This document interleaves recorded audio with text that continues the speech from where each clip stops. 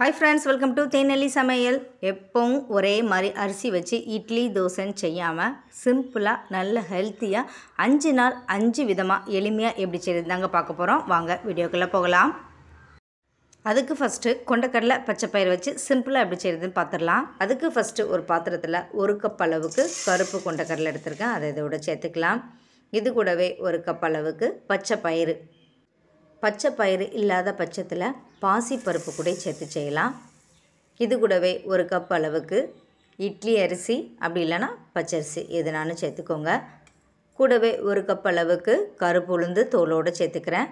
கருப்பு உளுந்து தோலோடு சேர்த்து செய்யும்போது உடம்புக்கு ரொம்ப நல்லது, அதனால் சேர்த்துக்கிறேன். இது கூடவே 1 கப் அளவுக்கு வறுக்காத வேர்க்கடலை எடுத்துருக்கேன். அதையும் இதோடு சேர்த்து ஒரு 2-3 தடவை நல்லா க்ளீன் பண்ணி எடுத்துகிட்டு தேவையான அளவு தண்ணி ஊற்றி இதை அப்படியே குறைஞ்சது 5 மணி நேரமாவது ஊற வச்சு எடுத்துக்கோங்க. நான் ஓவர் நைட் ஊற வச்சு எடுத்திருக்கேன். நல்லா எந்த அளவுக்கு ஊறி வந்திருக்குன்னு பாருங்கள். கடலை எடுத்து அழுத்தி பார்க்கும்போது கொஞ்சமாக லைட்டாக அழுத்தம் கொடுக்கும்போதே தோல் தனியாக பயிர் வகைகள் தனியாக வரணும். அந்த அளவுக்கு ஊறி வந்திருக்கணும். அப்போ தான் நல்லா அரைபட்டு வரும். நல்லா இந்த பக்குவத்தில் ஊறினதுக்கப்புறமா தண்ணியெல்லாம் வடிச்சிட்டு இதை அப்படியே மிக்ஸி ஜாரில் சேர்த்துட்டு இது கூடவே இது பயிறு வகைகள் எல்லாமே கொஞ்சம் தோலோடு இருக்கிறதுனால கொஞ்சம் வாய்வு பிரச்சனை இருக்கவங்க இல்லாதவங்க யாருனாலுமே கொஞ்சமாக ஒரு சின்ன துண்டு இஞ்சி எடுத்து கட் பண்ணி வச்சுருக்கேன். அதை இதோடு சேர்த்துக்கலாம். கூடவே ஒரு 1/2 ஸ்பூன் அளவுக்கு மிளகு, ஒரு 1/2 ஸ்பூன் அளவுக்கு சீரகம் இது சேர்த்துக்கோங்க. உடம்புக்கு ரொம்ப நல்லது. இப்போ ஊற வச்சுருக்க தண்ணியை கொஞ்சம் கொஞ்சமாக ஊற்றி இந்த பக்குவத்தில் அரைச்சி எடுத்துக்கோங்க. இப்போ அரைச்சி வச்சுருக்க மாவை வேற ஒரு பாத்திரத்துக்கு நம்ம மாற்றி எடுத்து வச்சுருக்கலாம். மிச்சம் இருக்க அரைக்காத பயிறு வகைகளையும் சேர்த்து நல்லா அரைச்சி எடுத்துக்கோங்க.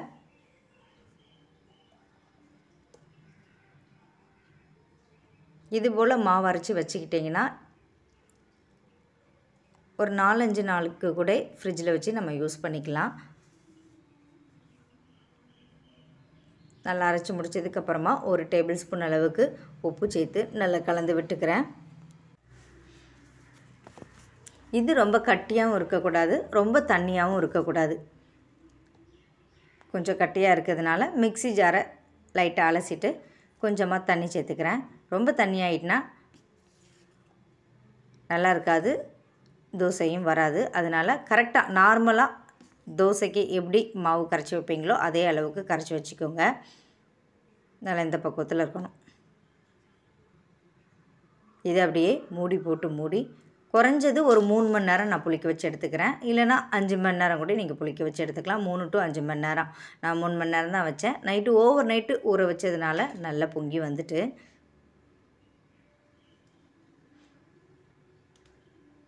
புளிக்க வச்ச தண்ணியவே சேர்த்து அரைச்சதுனால சீக்கிரமாக புளிச்சு வந்துட்டு எனக்கு. இப்போது தேவையான அளவு மட்டும் மாவு எடுத்து வச்சுட்டு மிச்ச மாவை ஃப்ரிட்ஜுக்குள்ளே வச்சு ஒரு 4 நாளோ 5 நாள் வரைக்குமே நம்ம யூஸ் பண்ணலாம். இந்த மாவு புளிச்சா சிலவங்களுக்கு பிடிக்கும், புளிக்காமலும் செய்யலாம்.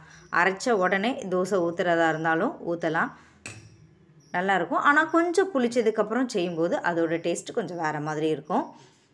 இப்போ ஸ்டவ் ஆன் பண்ணி ஒரு கடாயை அடுப்பில் வச்சுட்டு அதில் கொஞ்சம் எண்ணெய் சேர்த்துக்கோங்க. எண்ணெய் நல்லா காஞ்சதுக்கப்புறமா ஒரு 1.5 டேபிள் ஸ்பூன் அளவுக்கு உளுந்து, ஒரு 2 டேபிள் ஸ்பூன் அளவுக்கு வேர்க்கடலை சேர்த்து நல்லா வறுத்தெடுத்துக்கோங்க. உளுந்து வேர்க்கடலை ரெண்டுமே நல்ல கலர் மாதிரி ப்ரௌன் கலரில் வரணும். அது வரைக்கும் மீடியம் ஃப்ளேமில் பொறுமையாக வச்சு வறுத்தெடுத்துக்கோங்க. இந்த அளவுக்கு கலர் மாதிரி வறுபட்டதுக்கப்புறமா இதை அப்படியே எடுத்து வேறு ஒரு பாத்திரத்தில் மாற்றி ஆற வச்சிடலாம். இப்போ அதே கடாயில் கொஞ்சமாக பூண்டு, கூடவே ஒரே ஒரு மீடியம் சைஸ் பல்லாரி வெங்காயம் எடுத்து கட் பண்ணி வச்சுருக்கேன். அதை இதோடு சேர்த்துக்கோங்க. பல்லாரி வெங்காயம் அப்படி இல்லைன்னா சின்ன வெங்காயம் ஒரு 10 to 15 போல் சேர்த்து கலந்து விட்டுக்கலாம். இப்போ இது கூட காரத்துக்கு 3 பச்சை மிளகாய், 2 காஞ்ச மிளகாய் சேர்த்து வெங்காயம் கொஞ்சமாக பொன்னிறமாக வர வரைக்கும் வதக்கி எடுத்துக்கோங்க. கொஞ்சம் கலர் மாதிரி வந்ததுக்கப்புறமா இதோட ஒரே ஒரு மீடியம் சைஸ் தக்காளி எடுத்து கட் பண்ணி வச்சுருக்கேன். அதையும் இதோட சேர்த்துக்கோங்க. இப்போ இதுக்கு தேவையான அளவு உப்பு, இது கூடவே ஒரு 1/2 ஸ்பூன் அளவுக்கு சீரகம் சேர்த்து நல்லா கலந்து விட்டுக்கோங்க. தக்காளி கொஞ்சம் மசிச்சு வரணும், அது வரைக்கும் நம்ம வதக்கி எடுத்துக்கலாம். நல்லா இதுபோல் ஓரளவுக்கு வதங்கி வந்ததுக்கப்புறமா இதோட ஒரு குத்தளவுக்கு முருங்கைக்கீரை எடுத்து க்ளீன் பண்ணி வச்சுருக்கேன், அதை இதோட சேர்த்துக்கலாம். சட்னி செய்யறதுக்கு இலை முருங்கைக்கீரையாக இருந்தால் டேஸ்ட்டு நல்லாயிருக்கும். முத்தின முருங்கைக்கீரையாக இருந்தால் கொஞ்சம் டேஸ்ட்டு நல்லா இருக்காது. அதனால் முடிஞ்ச அளவுக்கு இலை முருங்கைக்கீரையாக இருந்தால் எடுத்து செஞ்சுக்கோங்க. ரொம்ப கீரை சேர்க்கணுன்னு அவசியம் இல்லை, கொஞ்சமாக ஒரு குத்தளவுக்கு கீரை சேர்த்து நல்லா கலந்து விட்டுக்கலாம். கீரையோட கலர் மாறக்கூடாது, கீரை லைட்டாக கலர் மாறாமல் சுருண்டு வரணும். இந்த பக்குவத்தில் வந்ததுக்கப்புறமா எடுத்து அப்படியே நல்லா ஆற வச்சிடலாம்.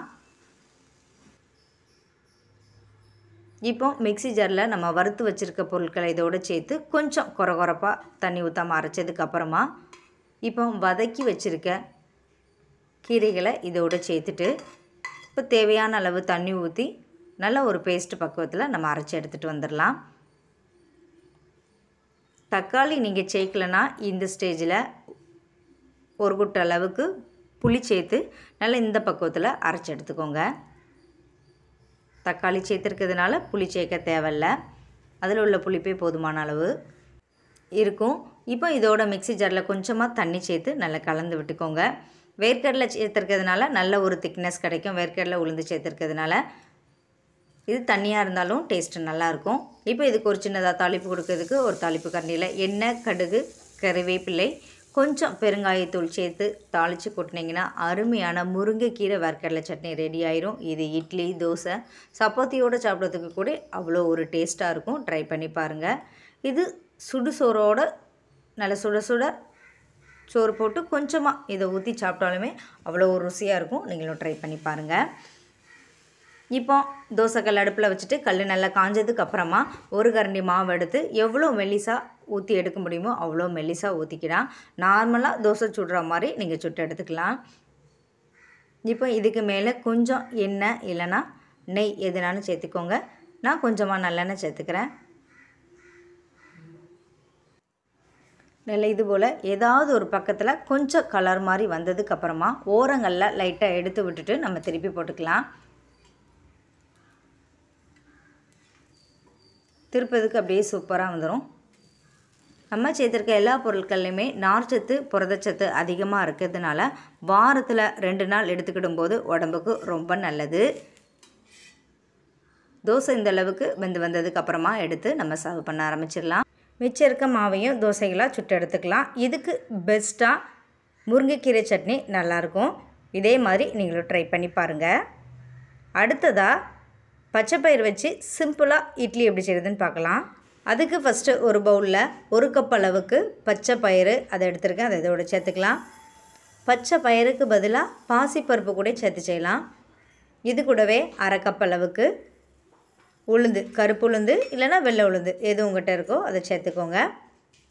இது கூடவே கொஞ்சம் ஒரு 1/2 டேபிள் ஸ்பூன் அளவுக்கு வெந்தயம் சேர்த்து ஒரு 2-3 தடவை நல்லா அலசிட்டு தேவையான அளவு தண்ணி ஊற்றி குறைஞ்சது 4 மணி நேரம் ஊற வச்சு எடுத்துக்கோங்க. அப்போ தான் நல்லா ஊறி வரும்.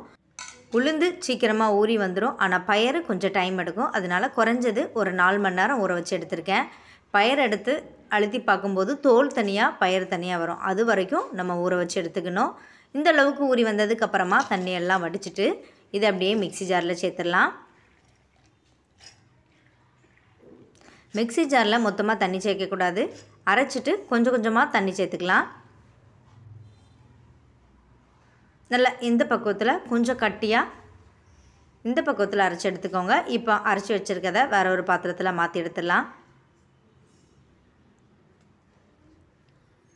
மிச்சம் இருக்க பயிறு வகைகளையும் இதோடு சேர்த்து இதே மாதிரி அரைச்சி எடுத்துக்கலாம். எப்போவும் ஒரே மாதிரி அரிசி வச்சு இட்லி, தோசைன்னு செய்யாமல் பச்சைப்பயிறு வச்சு வாரத்தில் 2-3 நாள் செஞ்சு சாப்பிடுங்க, உடம்புக்கு ரொம்ப நல்லது. நல்லா இந்த அளவுக்கு அரைச்சி சேர்த்ததுக்கப்புறமா இதோட தேவையான அளவு உப்பு சேர்த்து நல்லா கலந்து விட்டுக்கலாம். இது அப்படியே தோசை சுடுறதா இருந்தாலும் சுடலாம், ஆனால் புளிக்க வச்சு செய்யும்போது நல்ல டேஸ்ட்டும் இருக்கும், நல்ல சாஃப்ட்னஸாகவும் இருக்கும். நல்லா கொஞ்சமாக ரொம்ப கட்டியாக இருக்கிறதுனால கொஞ்சமாக தண்ணி ஊற்றி நல்லா இந்த பக்குவத்தில் இருக்கணும்.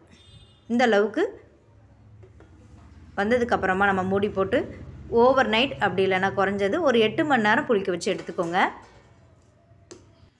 நல்லா இந்த அளவுக்கு புளிச்சு வந்ததுக்கப்புறமா லைட்டாக கலந்து விட்டுக்கலாம். நல்லா இந்த அளவுக்கு கட்டியாக இருக்கணும், ரொம்ப தண்ணியாக இருக்கக்கூடாது. இதுபோல் இந்த பக்குவத்தில் இருக்கணும். இதை லைட்டாக கலந்துட்டு இப்போ ஒரு இட்லி பாத்திரத்தில் நம்ம இட்லியாக அவிச்சு எடுத்துடலாம். நல்ல டேஸ்ட்டாக இருக்கும். நார்மலாக இட்லி எப்படி அவிப்போமோ அதே மாதிரி தான். நல்லா தண்ணி நல்லா கொதிக்க வச்சுக்கணும். தண்ணி நல்லா கொதித்ததுக்கப்புறமா நம்ம ஊற்றி வச்சுருக்க இட்லி மாவை சேர்த்துட்டு மூடி போட்டு மூடி நார்மலாக எத்தனை நிமிஷம் வைப்பீங்களோ அத்தனை நிமிஷம் வச்சு எடுத்துக்கோங்க. நான் ஒரு 10 நிமிஷம் வச்சு எடுத்திருக்கேன். நான் எடுத்த மாவு அளவில் 10 இட்லி போல் கிடச்சிது. இப்போ இதுக்கு நல்ல ஒரு பெஸ்ட்டு காம்பினேஷனாக முள்ளங்கி சட்னி எப்படி செய்யுதுன்னு தான் பார்க்க போகிறோம். அதுக்கு ஸ்டவ் ஆன் பண்ணி ஒரு கடாய் அடுப்பில் வச்சுட்டு தேவையான அளவு எண்ணெய் ஊற்றிக்கலாம். எண்ணெய் நல்லா காஞ்சதுக்கப்புறமா கொஞ்சமாக 1 டேபிள் ஸ்பூன் அளவுக்கு உளுந்து, 1 டேபிள் ஸ்பூன் அளவுக்கு வேர்க்கடலை, காரத்துக்கு 5 to 7 காஞ்ச மிளகாய் உங்கள் காரத்துக்கு தகுந்த மாதிரி கூட்டி குறைச்சி சேர்த்துக்கோங்க. இதை நல்லா பொன்னிறமாக வறுத்தெடுக்கணும். நல்ல இந்த அளவுக்கு கலர் மாதிரி வறுபட்டதுக்கப்புறமா இதை அப்படியே எடுத்து வேற ஒரு பாத்திரத்துக்கு மாற்றி நல்லா ஆற வச்சிடலாம். இப்போ அதே கடாயில் ஒரே ஒரு மீடியம் சைஸ் பல்லாரி வெங்காயம் எடுத்து நீல வாக்கில் கட் பண்ணி வச்சுருக்கேன். அதையும் இதோடு சேர்த்துக்கலாம். இதோட கொஞ்சம் ஒரு 5-6 பல் பூண்டு, ஒரு இனுக்கு கருவேப்பிலை சேர்த்து நல்லா வதக்கிக்கலாம். வெங்காயம் கொஞ்சம் கலர் மாதிரி வரணும், அது வரைக்கும் நல்லா வதக்கி எடுத்துக்கோங்க. லைட்டாக கலர் மாறினதுக்கு அப்புறமா இந்த ஸ்டேஜில் ஒரே ஒரு முள்ளங்கி எடுத்து தோலெல்லாம் நீக்கிட்டு குட்டி குட்டியாக கட் பண்ணி வச்சுருக்கேன். அதை இதோடு சேர்த்துக்கலாம். இது கூடவே கொஞ்சமாக புளி, சின்ன நெல்லிக்காய் சைஸ் அளவுக்கு புளி சேர்த்துக்கோங்க. புளி சேர்க்கும்போது தான் முள்ளங்கியோட ஸ்மெல் இல்லாமல் இருக்கும். நம்ம நல்லா வதக்கிறதுனால கொஞ்சம் கூட முள்ளங்கி ஸ்மெல் இருக்காது, நல்ல டேஸ்ட்டாக இருக்கும். முள்ளங்கியில் நீர் சத்து அதிகமாக இருக்கிறதுனால உடம்புக்கு ரொம்ப நல்லது. கூடவே ஒரே ஒரு மீடியம் சைஸ் தக்காளி எடுத்து கட் பண்ணி வச்சுருக்கேன். அதையும் இதோடு சேர்த்துக்கலாம். ஒரு அரை சில் அளவுக்கு தேங்காயும் சேர்த்து நல்லா வதக்கி எடுத்துக்கலாம். இதோட லாஸ்ட்டாக கொஞ்சமாக மல்லி இலை விருப்பப்பட்டால் சேர்த்துக்கோங்க, சும்மா பேருக்காக கொஞ்சம் மல்லி இலை, தேவையான அளவு உப்பு சேர்த்து நல்லா வதக்கி எடுத்துக்கலாம். முள்ளங்கி நல்ல கலர் மாதிரி வரணும், அது வரைக்கும் நம்ம வதக்கி எடுத்துக்கணும். எண்ணெயில் இந்த மாதிரி வதக்கி செய்யும்போது டேஸ்ட்டும் நல்லாயிருக்கும், ஸ்மெல்லும் இருக்காது. முள்ளங்கி சாப்பிடாதவங்களுக்கு இந்த மெத்தடில் செஞ்சு கொடுங்க, நல்லா விரும்பி சாப்பிடுவாங்க. இது நார்மல் இட்லி தோசையை விட பச்சைப்பயிறு தோசை, கம்பு தோசை, கேழ்வரகு தோசை, இந்த மாதிரி சிறுதானிய தோசை வகைகளுக்கு ரொம்ப பெஸ்ட்டு காம்பினேஷனாக இருக்கும். நல்லா இது போல் வதங்கி வந்ததுக்கப்புறமா இறக்கி ஆற வச்சிடலாம். நல்லா ஆறினதுக்கப்புறமா மிக்ஸி ஜாரில் வறுத்து வச்ச பொருட்களை சேர்த்துட்டு கூடவே வதக்கி வச்சுருக்க எல்லா பொருட்களையும் இதோடு சேர்த்து தேவையான அளவு தண்ணி ஊற்றி நல்ல ஒரு பேஸ்ட் பக்குவத்துக்கு அரைச்சி எடுத்துடலாம். நல்லா இந்த பக்குவத்தில் அரைச்சி எடுத்துக்கோங்க. இது அப்படியே வேற ஒரு பாத்திரத்துக்கு நம்ம மாற்றி எடுத்து வச்சுக்கலாம். இதுக்கு சின்னதாக ஒரு தாளிப்பு கொடுத்துடலாம். ஒரு தாளிப்பு கரண்டியில் எண்ணெய், கடுகு, நல்ல ஒரு குத்தளவு சின்ன வெங்காயம், கறிவேப்பிலை, கொஞ்சம் பெருங்காயத்தூள் சேர்த்து தாளித்து கொட்டினீங்கன்னா அருமையான முள்ளங்கி சட்னி ரெடி ஆயிரும். இந்த சட்னியை பிடிக்காதுன்னு சொல்லவே மாட்டாங்க. நார்மலாக இட்லி தோசைக்கு சாப்பிட்ற அளவை விட கூட 2-3 இட்லி கேட்டு வாங்கி சாப்பிடுவாங்க. ட்ரை பண்ணி பாருங்கள். இப்போ சட்னி ரெடி பண்ணுறதுக்குள்ளே நமக்கு இட்லியும் நல்லா அவிஞ்சு வந்துடும். நல்லா இந்த அளவுக்கு இட்லி நல்லா சாஃப்டாக சூப்பராக வந்திருக்கும். எப்போவும் ஒரே மாதிரி அரிசி வச்சு இட்லி தோசைன்னு செய்யாமல் பச்சைப்பயிறு வச்சு சிம்பிளாக நல்ல ஹெல்த்தியாக செஞ்சு கொடுங்க. பிள்ளைங்களும் பெரியவங்களும் நல்லா விரும்பி சாப்பிடுவாங்க. நீங்களும் இந்த மெத்தடில் ட்ரை பண்ணி பாருங்கள். நார்மலாக அரிசி மாவில் இட்லி செஞ்சால் எப்படி இருக்குமோ அதே மாதிரி சாஃப்டாக நல்ல டேஸ்ட்டாகவும் இருக்கும். இது உடம்புக்கு ரொம்ப நல்லது. இதில் இரும்பு சத்து நார்ச்சத்து அதிகமாக இருக்கிறதுனால சுகர் பிபி இருக்கவங்களுக்கு ரொம்ப ஹெல்ப்ஃபுல்லாக இருக்கும். நார்மலாக இட்லி எப்படி இருக்குமோ அதே மாதிரி நல்ல சாஃப்டாக பஞ்சு போல் இருக்கும். ட்ரை பண்ணி பாருங்கள். அடுத்ததாக பாசிப்பருப்பு வச்சு கம்பங்கஞ்சி டிஃப்ரெண்ட்டாக எப்படி செய்கிறதுன்னு பார்க்கலாம். அதுக்கு ஃபஸ்ட்டு ஒரு கடாயில் அரை கப் அளவுக்கு பாசிப்பருப்பு, இதை சிறுபருப்புன்னு சொல்லுவாங்க, அதை எடுத்து வச்சுருக்கேன். அதை இதோடு சேர்த்துட்டு நல்லா வறுத்தெடுத்துக்கலாம்.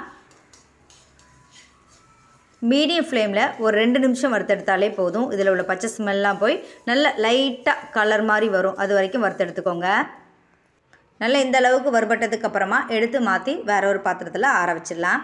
அதே கடாயில் அரை கப் அளவுக்கு கம்பு எடுத்துருக்கேன், அதை இதோட சேர்த்துக்கலாம். இதுவுமே லைட்டாக பச்சை ஸ்மெல் போய் கொஞ்சம் வெடிக்கிற ஸ்டேஜ் வரும், அது வரைக்கும் வறுத்தெடுத்தால் போதும். நல்லா வறுக்கணும்னு அவசியம் இல்லை. இந்த மாதிரி வறுத்து செய்யும்போது பச்சை ஸ்மெல் இருக்காது, நல்ல ஒரு டேஸ்ட்டை இன்க்ரீஸ் பண்ணி கொடுக்கும். அதனால தான் வறுத்துக்கிடுதோம். நான் ஏற்கனவே கம்பை நல்லா அலசிட்டு ஒரு காட்டன் கிளாத்தில் ஒரு 2 நிமிஷம் 3 நிமிஷம் போல் ஃபேன் காற்றுல காய வச்சா நல்லா ட்ரை ஆயிரும். கொஞ்சம் ஈரப்பதங்கள் இருந்தாலும் வறுக்கும்போது அது போயிடும். அதனால் நீங்கள் ஒரு 2-3 நிமிஷம் காய வச்சு அதுக்கப்புறமா வறுத்துக்கோங்க. நல்லா இந்த அளவுக்கு வறுபட்டதுக்கப்புறமா எடுத்து மாற்றி இதையும் நல்லா ஆற வச்சிடலாம். இப்போ வறுத்து வச்சுருக்க பச்சை பயிரில் கொஞ்சம் தண்ணி ஊற்றி ஊற வச்சுருங்க. ரெடி பண்ணி வச்சுருக்க கம்பில் மிக்ஸி ஜாரில் சேர்த்து நல்ல கொரப்பாக ஒன்றும் பாதியமாக ரவை பக்குவத்தில் இருக்கணும். முழு கம்பு இருக்கக்கூடாது, அந்த பக்குவத்தில் கொஞ்சமாக அரைச்சி எடுத்து வச்சுக்கோங்க. இப்போ ஒரு கடாய் அடுப்பில் வச்சுட்டு அதில் கொஞ்சமாக எண்ணெய் நல்லா காஞ்சதுக்கப்புறமா கொஞ்சோண்டு கடுகு பொரிஞ்சு வந்ததுக்கப்புறமா ஒரே ஒரு மீடியம் சைஸ் பல்லாரி வெங்காயம் எடுத்து கட் பண்ணி வச்சுருக்கேன், அதை இதோடு சேர்த்துக்கலாம். கொஞ்சம் 5-6 கருவேப்பிலை இலைகளையும் சேர்த்து நல்லா வதக்கி எடுத்துக்கோங்க. வெங்காயம் கொஞ்சம் கலர் மாதிரி வரணும், அது வரைக்கும் நம்ம வதக்கி எடுத்துக்கலாம். நல்லா லைட்டாக கலர் மாறினதுக்கப்புறமா இதோட ஒரே ஒரு மீடியம் சைஸ் தக்காளி எடுத்து குட்டி குட்டியாக கட் பண்ணி வச்சுருக்கேன், அதையும் இதோட சேர்த்துக்கலாம். இது வதங்குற நேரத்தில் இதுக்கு ஒரு மசாலா ரெடி பண்ணிடலாம். ஒரு மிக்ஸி ஜாரில் காரத்துக்கு 2 பச்சை மிளகாய், ஒரு 2-3 பல்லு போல் கருவேப்பிலை, கொஞ்சம் ஒரு சின்ன துண்டு இஞ்சி பூண்டு, ஒரு 1/2 ஸ்பூன் அளவுக்கு சீரகம், ஒரு 1/4 ஸ்பூன் அளவுக்கு மிளகு சேர்த்து கொரப்பாக தண்ணி எதுவும் ஊற்றாமல் ஒன்றும் பாதியுமாக இந்த பக்குவத்தில் அரைச்சி எடுத்துக்கோங்க. இப்போ தக்காளி லைட்டாக வதங்கி வந்ததுக்கப்புறமா நம்ம தட்டி வச்சுருக்க மிளகாய் சீரகம் எல்லாத்தையும் இதோடு சேர்த்து கூடவே கொஞ்சம் உப்பு சேர்த்து நல்லா கலந்து விட்டுக்கலாம். இஞ்சி பூண்டு பச்சை ஸ்மெல் போகிற வரைக்கும் லைட்டாக வதக்கி விட்டுக்கோங்க. நல்லா இது போல் வதங்கி வந்ததுக்கப்புறமா இப்போ இதோட அரை கப் அளவுக்கு கம்பு, அரை கப் அளவுக்கு சிறுபருப்பு எடுத்தேன், 2 சேர்த்து 1 கப் அளவுக்கு. அதனால் இதுக்கு 1:6 அந்த ரேஷியோவில் 6 கப் அளவுக்கு தண்ணி சேர்த்துக்கிறேன். இது நார்மலாக கஞ்சி பக்குவத்தில் இருக்கும். இன்னும் கொஞ்சம் தண்ணியாக வேணும்னு நினைக்கவங்க கூட இன்னும் 1 கப்பு சேர்த்து 7 கப் அளவுக்கு கூட தண்ணி சேர்த்துக்கலாம். இதோடு கொஞ்சம் மஞ்சள்தூள் சேர்த்து நல்லா இது போல் நல்லா கொதித்து வரணும். நல்லா கொதி வந்ததுக்கப்புறமா நல்லா சிம் பண்ணிவிட்டு இப்போ நம்ம பவுட்ரு பண்ணி வச்சுருக்க கம்பை இதோடு சேர்த்துக்கோங்க. ஊற வச்சுருக்க சிறுபருப்பையும் இதோடு சேர்த்து கட்டிகள் எதுவுமே இல்லாமல் நல்லா கலந்து எடுத்துக்கோங்க.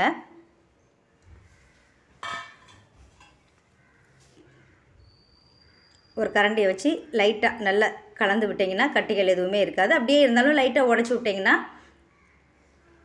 நல்லா கலந்துட்டு வந்துடும். நல்லா இந்த அளவுக்கு கலந்து விட்டதுக்கப்புறமா இதை அப்படியே ஒரு மூடி போட்டு மூடி மீடியம் ஃப்ளேமில் ஒரு 5 to 7 நிமிஷம் கொதிக்க வச்சுக்கோங்க. இப்போ இதுக்குள்ளே இதுக்கு ஒரு சின்ன சைடிஷ் ரெடி பண்ணிடலாம். ஒரு கடாயில் கொஞ்சமாக பச்சை பயிறு சேர்த்து நல்லா வறுத்து எடுத்துக்கோங்க. கையளவுக்கு ஒரு 2 குத்து அளவு எடுத்திருக்கேன். கப் அளவில் பார்த்தோன்னா ஒரு 1/4 கப் அளவுக்கு எடுத்து நல்லா வறுத்து எடுத்துக்கோங்க. இதில் உள்ள பச்சை ஸ்மெல்லாம் போய் நல்ல இந்த அளவுக்கு கலர் மாதிரி வரணும், அப்போ தான் டேஸ்ட்டு நல்லாயிருக்கும். பொறுமையாக வறுத்து எடுத்துக்கோங்க. எப்போதுமே வறுக்கிறது நல்லா வறுத்துட்டோன்னா அதோட டேஸ்ட் நல்லாயிருக்கும். நல்லா இந்த அளவுக்கு வறுபட்டதுக்கப்புறமா எடுத்து ஒரு கண்ணியில் மாற்றி நல்லா ஆற வச்சுருக்கேன். அதை இப்போ மிக்ஸி ஜாரில் சேர்த்துக்கோங்க. இப்போ இதோட காரத்துக்கு 4 காஞ்ச மிளகாய் வத்தல் எடுத்திருக்கேன், அதை லைட்டாக அடுப்பில் சுட்டுட்டு சேர்த்துருக்கேன். கூடவே ஒரு 3 பல்லு போல் பூண்டு, 5-6 கருவேப்பிலை சேர்த்து இதோட ஒரு சின்ன துண்டு புளி ரொம்ப சேர்க்கக்கூடாது, ஒரு கொட்டை அளவுக்கு புளி, கொஞ்சம் உப்பு சேர்த்து தண்ணி எதுவுமே சேர்க்காம இது போல் கொரகொரப்பாக அரைச்சி எடுத்துக்கலாம்.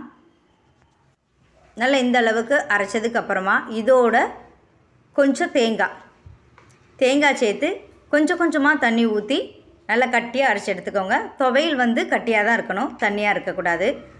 ஆனால் நல்லா அரைப்பட்டுருக்கணும். நல்லா பேஸ்ட்டாகவும் அரைக்கக்கூடாது, கொஞ்சம் லைட்டாக கொரகொரப்பாக இருக்க மாதிரி அரைச்சி எடுத்துக்கோங்க. இதை அப்படியே வேற ஒரு கிண்ணியில் மாற்றிடலாம். இது ரசம் சாதம், கலவை சாதம், குழம்பு சாதம் எல்லாத்துக்குமே பெஸ்ட்டு காம்பினேஷனாக இருக்கும். இது ரெடி பண்ணுற நேரத்துக்குள்ளே நமக்கு கஞ்சியும் நல்லா கொதித்து வந்துடும். நல்லா இது போல் வந்துடும். இடையிடையே ஒரு தடவை இல்லைன்னா ஒரு 2 தடவை நல்லா கிண்டி விட்டிங்கன்னா மீடியம் ஃப்ளேமில் நல்லா வெந்து வந்துடும். பச்சை பயிறு முழுசாக தான் இருக்கணும், ஆனால் வெந்திருக்கணும். அந்த ஸ்டேஜில் பார்த்துக்கோங்க. இப்போ இதை அப்படியே நல்லா கலந்து விட்டுட்டு இது கூட நான் ஒரு குத்தளவுக்கு முருங்கைக்கீரை எடுத்து க்ளீன் பண்ணி வச்சுருக்கேன். அதை இதோட சேர்த்துக்கலாம்.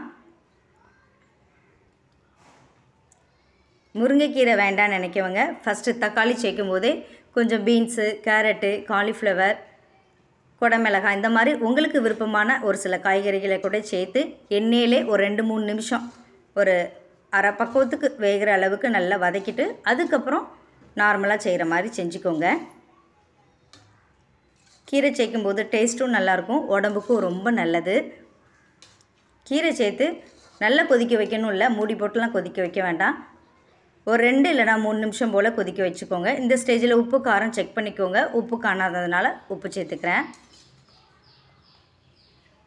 தேங்காய் பூ எடுத்து கூட இதோட சேர்த்துக்கலாம், விருப்பப்பட்டால் சேர்த்துக்கோங்க.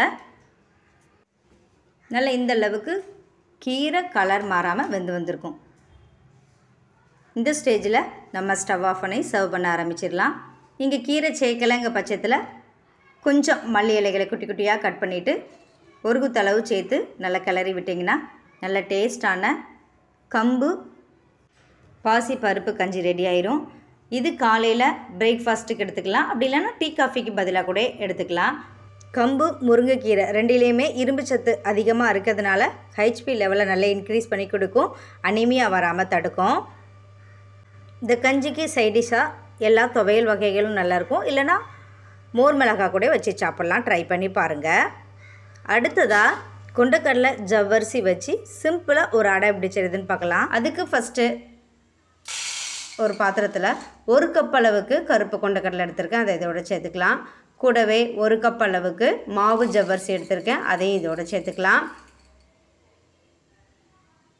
இது கூடவே 1/2 கப் அளவுக்கு கருப்பு உளுந்து இல்லைனா வெள்ளை உளுந்து எது இருக்கோ அதை சேர்த்துக்கோங்க. கொஞ்சம் வெந்தயம் சேர்த்து ஒரு 2-3 தடவை நல்லா அலசிட்டு தேவையான அளவு தண்ணி ஊற்றி குறைஞ்சது 5 மணி நேரம் ஊற வச்சு எடுத்துக்கோங்க. 5 to 4 மணி நேரத்துக்குள்ளே நல்லா ஊறி வந்துடும். கொண்டக்கடலை எடுத்து அழுத்தி பார்க்கும்போது தோல் தனியாக கடலை தனியாக வரும், அது வரைக்கும் ஊறி இருக்கணும். அப்போ தான் நல்ல மாவாக அரைப்படும். நல்லா இந்த பக்குவத்தில் ஊறி வந்திருக்கணும். இந்த அளவுக்கு ஊறினதை தண்ணியெல்லாம் வடிச்சிட்டு இதை அப்படியே நம்ம மிக்ஸி ஜாரில் கொஞ்சம் கொஞ்சமாக சேர்த்து தேவையான அளவு தண்ணி ஊற்றி நல்ல பேஸ்ட்டாக அரைக்கணும். ஜவ்வரிசி மாவு ஜவ்வரிசியாக இருந்தால் தான் சீக்கிரம் ஊறி வரும். மாவு ஜவ்வரிசியாக சேர்த்துக்கோங்க. ஜவ்வரிசிக்கு பதிலாக பச்சரிசி கூட சேர்த்து செய்யலாம். கொஞ்சம் கொஞ்சமாக தண்ணி ஊற்றி நல்லா இந்த பக்குவத்தில் அரைச்சி எடுத்துக்கோங்க. இப்போ அரைச்சி வச்சுருக்கதை வேற ஒரு பாத்திரத்தில் மாற்றி வச்சிடலாம். இன்னும் அரைக்காமல் இருக்க கொண்டக்கடலையும் மிக்ஸி ஜாரில் சேர்த்துட்டு அரைச்சி எடுத்துக்கோங்க. அதிகமாக இருந்ததுனால 2 பேட்சாக அரைச்சி எடுத்துருக்கேன். நீங்கள் அரைக்கும் போதே கொஞ்சம் இஞ்சி சீரகம் சேர்க்குறதா இருந்தால் சேர்த்துக்கலாம், சேர்க்காமலும் செய்யலாம். நல்லா இந்த பக்கத்தில் இருக்கணும், ரொம்ப கட்டியாகவும் இல்லாமல் ரொம்ப தண்ணியாகவும் இல்லை, இந்த பக்கத்தில் இருக்க மாதிரி அரைச்சி எடுத்து வச்சுக்கோங்க. இப்போ இதுக்கு தேவையான அளவு உப்பு சேர்த்து நல்லா கலந்து விட்டுக்கலாம். இதை அப்படியே புளிக்க வைக்காமலும் நல்லா கலந்து விட்டுட்டு உடனே தோசை சுடுறதா இருந்தாலும் சுட்டு எடுத்துக்கலாம், புளிக்க வச்சும் செய்யலாம். நல்லா இந்த பக்குவத்தில் இருக்கணும். இப்போ இதை அப்படியே மூடி போட்டு மூடி குறைஞ்சது ஒரு 4 மணி நேரம் புளிக்க வச்சு எடுத்துக்கோங்க. நல்லா புளிச்சு வரணும். நல்லா புளிச்சு மாவு நல்லா பொங்கி வந்துடும். நல்லா இது போல் மாவு புளிச்சு பொங்கி வந்திருக்கும். மாவு புளிச்சதுக்கப்புறமா இந்த மாவில் இட்லியும் செய்யலாம். இட்லிக்கு செய்கிறதா இருந்தால் கொஞ்சம் கட்டியாக அரைக்கும் போதே கொஞ்சம் கொஞ்சமாக தண்ணி தெளித்து அரைச்சி இட்லியும் செய்யலாம். நல்லா இந்த பக்குவத்தில் மாவு சாஃப்டாக இருக்கணும். இப்படி சாஃப்டாக இருக்கும்போது தோசை, இட்லி இதில் கொஞ்சம் காய்கறிகளை சேர்த்து குழிப்பணியாரக்கல்லில் கூட நம்ம ஸ்நாக்ஸாக கூட ஊற்றி எடுத்து செய்யலாம். இதை அப்படியே மைல்டாக கலந்து விட்டுட்டு தேவைக்கு மட்டும் மாவு எடுத்துகிட்டு மிச்ச மாவை ஃப்ரிட்ஜில் வச்சு ஒரு 3 நாள் வரைக்கும் ஃப்ரிட்ஜில் வச்சு நம்ம யூஸ் பண்ணலாம். இது அப்படியே இருக்கட்டும். இப்போ ஒரு கடாயில் தேவையான அளவு எண்ணெய் ஊற்றிக்கலாம். எண்ணெய் நல்லா காஞ்சதுக்கப்புறமா ஒரே ஒரு மீடியம் சைஸ் பல்லாரி வெங்காயம் எடுத்து கட் பண்ணி வச்சுருக்கேன். அதை இதோடு சேர்த்துக்கலாம். வெங்காயம் கொஞ்சம் கலர் மாதிரி வரணும். கண்ணாடி பதத்தில் வர வரைக்கும் வதக்கி எடுத்துக்கோங்க. நல்லா இது போல் வதங்கி வந்ததுக்கப்புறமா இது கூடவே ஒரே ஒரு தக்காளி எடுத்து கட் பண்ணி வச்சுருக்கேன். அதையும் இதோடு சேர்த்துக்கலாம். ஒரு மிக்ஸி ஜாரில் கொஞ்சமாக இஞ்சி, ஒரு 4-5 பல் பூண்டு, கொஞ்சம் மிளகு, சீரகம், 2 காஞ்ச மிளகாய் சேர்த்து 1 பாதியமாக கொரகொரப்பாக அரைச்ச விழுதை இதோடு சேர்த்துக்கலாம். இல்லை இடி உரலில் தட்டி கூட சேர்த்துக்கோங்க. நல்லா இந்த அளவுக்கு தக்காளி மசிஞ்சு இஞ்சி பூண்டு பச்சை வாசனை போகிற வரைக்கும் வதக்கி விட்டுக்கோங்க. இந்த அளவுக்கு வதங்கினதுக்கு அப்புறமா இதோட ஒரு குத்தளவுக்கு முருங்கைக்கீரை எடுத்து க்ளீன் பண்ணி வச்சுருக்கேன். அதை இதோட சேர்த்துக்கலாம். முருங்கைக்கீரை சேர்த்து ரொம்ப நேரம் வதக்கணும்னு அவசியம் இல்லை. லைட்டாக கீரை கலர் மாறக்கூடாது, லைட்டாக சுருண்டு வர வரைக்கும் நம்ம வதங்கினாலே போதும். இந்த அளவுக்கு வதங்கினதுக்கப்புறமா நம்ம ரெடி பண்ணி வச்சுருக்க மாவோட நம்ம வதக்கி வச்ச பொருட்களை சேர்த்து தோசையாவோ இல்லை அடையாவோ ஊத்தப்பமாவோ நமக்கு விருப்பமானதை செஞ்சு சாப்பிடலாம். எப்பவும் ஒரே மாதிரி தோசை செய்யாமல் இந்த மாதிரி வித்தியாசமாக செஞ்சு கொடுங்க. பிள்ளைங்களும் சரி பெரியவங்களும் நல்லா விரும்பி சாப்பிடுவாங்க. இதோட கொஞ்சமாக மஞ்சள் தூள் சேர்த்துக்கிறேன். விருப்பப்பட்டால் சேர்த்துக்கோங்க, இல்லைனா ஸ்கிப் பண்ணிக்கோங்க. கீரை சேர்க்க விருப்பப்படாதவங்க கீரைக்கு பதிலாக பீன்ஸு, கேரட்டு, குடமிளகாய் இந்த மாதிரி உங்களுக்கு விருப்பமான காய்கறிகளை சேர்த்து கூட செய்யலாம். நல்லா அடுப்பில் வச்சுட்டு கல் நல்லா சூடானதுக்கப்புறமா நம்ம ரெடி பண்ணி வச்சுருக்க மாவை ஒரு கரண்டி எடுத்து நல்லா தட்டி எடுத்துக்கோங்க. இதுக்கு மேலே கொஞ்சம் எண்ணெயோ இல்லை நெய்யோ சேர்த்துக்கோங்க. சேர்த்து நல்லா வேக வச்சு எடுத்துக்கோங்க. நல்லா இது போல் வெந்து வந்ததுக்கப்புறமா லைட்டாக ஓரங்களில் எடுத்து விட்டுட்டு திருப்பி போட்டுக்கலாம்.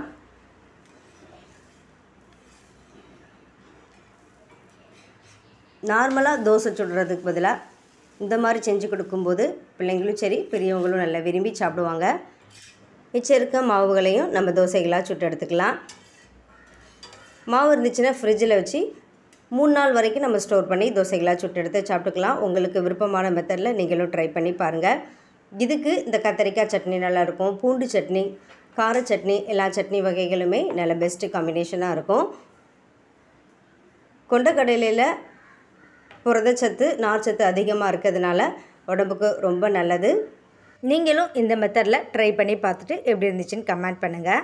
அடுத்ததாக மாப்பிள்ளை சம்பா அரிசி உளுந்து வச்சு சிம்பிள் மார்னிங் பிரேக்ஃபாஸ்ட் எப்படி செய்கிறதுன்னு பார்த்துடலாம். அதுக்கு ஃபஸ்ட்டு ஒரு பாத்திரத்தில் 1/2 கப் அளவுக்கு வெள்ளை கொண்டக்கடலை எடுத்திருக்கேன். இதுக்கு பதிலாக கருப்பு கடலை கூட நீங்கள் சேர்த்து செய்யலாம்.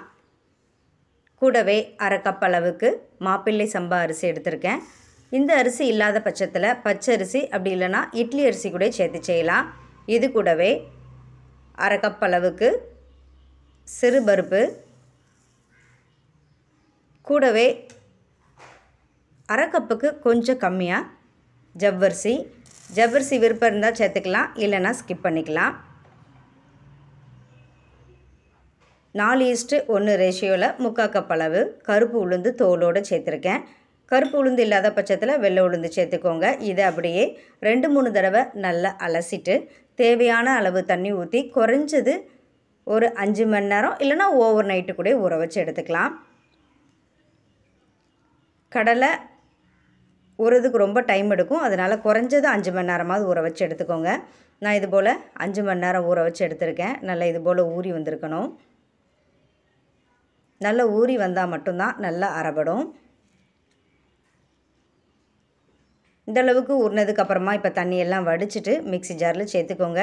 தண்ணியோடு சேர்த்து அரைக்கும்போது அரைபடாது. ஃபஸ்ட்டு தண்ணி இல்லாமல் அரைச்சிட்டு அதுக்கப்புறமா கொஞ்சம் கொஞ்சமாக தேவைக்கு தகுந்த மாதிரி தண்ணி ஊற்றி அரைச்சி எடுத்துக்கோங்க. நல்லா இந்த பக்குவத்தில் அரைச்சி எடுத்துக்கோங்க. இது போல் அரைச்சதுக்கப்புறமா இதை அப்படியே நம்ம வேறு ஒரு பாத்திரத்துக்கு மாற்றி எடுத்து வச்சுக்கலாம்.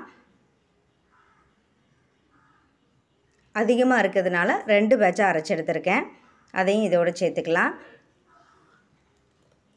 நான் சேர்த்துருக்க பொருட்களில் கூட்டி குறைச்சி உங்கள் தேவைக்கு தகுந்த மாதிரி நீங்கள் சேர்த்துக்கோங்க.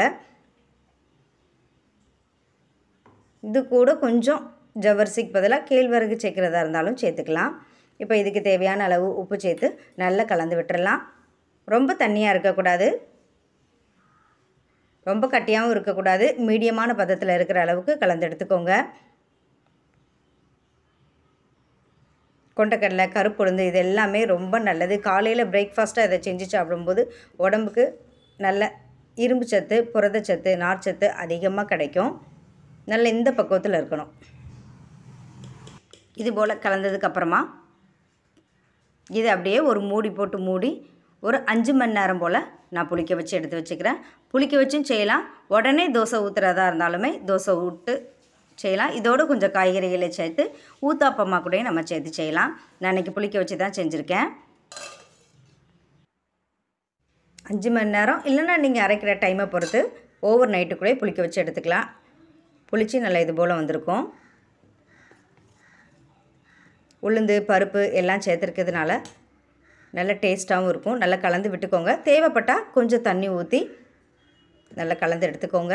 இந்த மாவு ஒரு 2 to 3 நாள் வரைக்கும் ஃப்ரிட்ஜில் ஸ்டோர் பண்ணி நம்ம தோசையாவோ இல்லை பணியாரமாவோ சுட்டு எடுத்துக்கலாம். தேவைக்கு மட்டும் மாவு யூஸ் பண்ணிவிட்டு மிச்ச மாவு ஃப்ரிட்ஜில் எடுத்து வச்சுருங்க.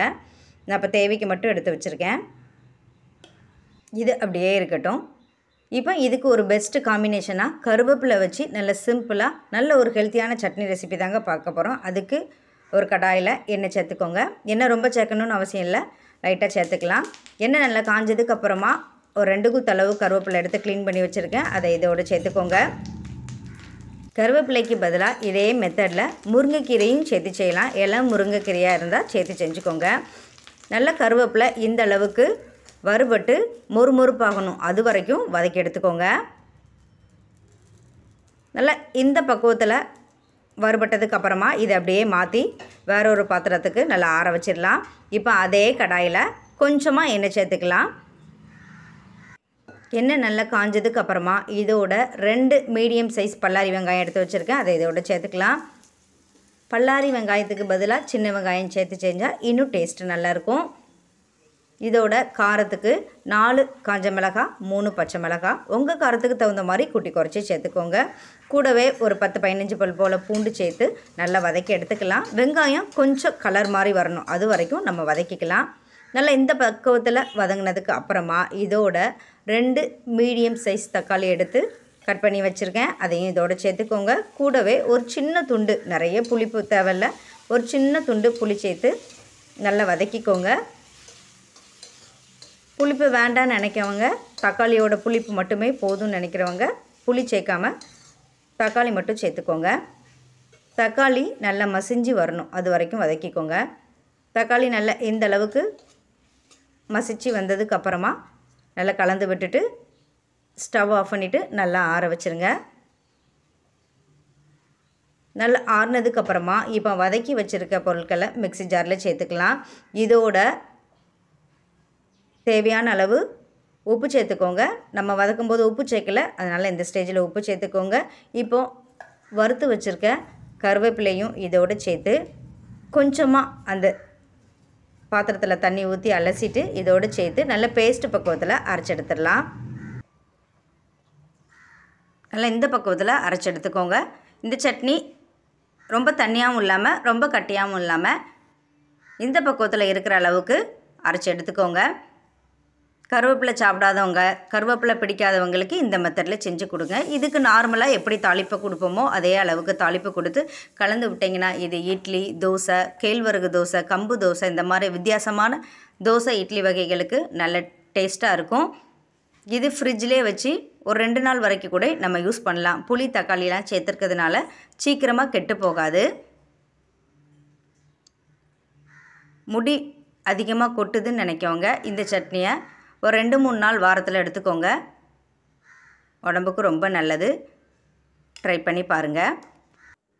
இப்போ தோசைக்கல்லை அடுப்பில் வச்சுட்டு கல் நல்லா சூடானதுக்கப்புறமா லைட்டாக தண்ணி தெளிச்சுக்கோங்க. ஒரு கரண்டி மாவு எடுத்து நார்மலாக தோசை சுடுற மாதிரி சுட்டு எடுத்துக்கோங்க.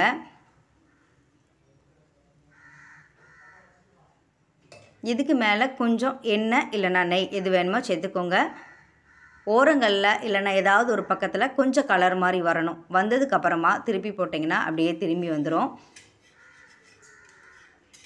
இந்த மாதிரி நல்ல மொறுமொறுப்பாக சுட்டு கொடுக்கும்போது பிள்ளைங்களும் சரி பெரியவங்களும் சரி நல்லா விரும்பி சாப்பிடுவாங்க.